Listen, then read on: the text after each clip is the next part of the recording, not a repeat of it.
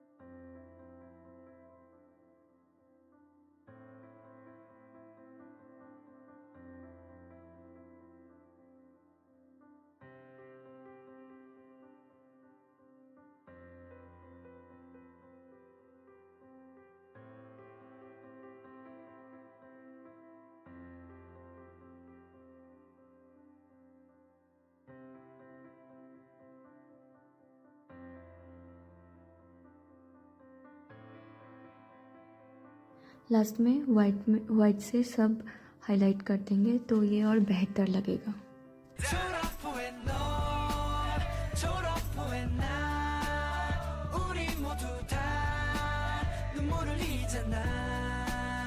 지금 이 순간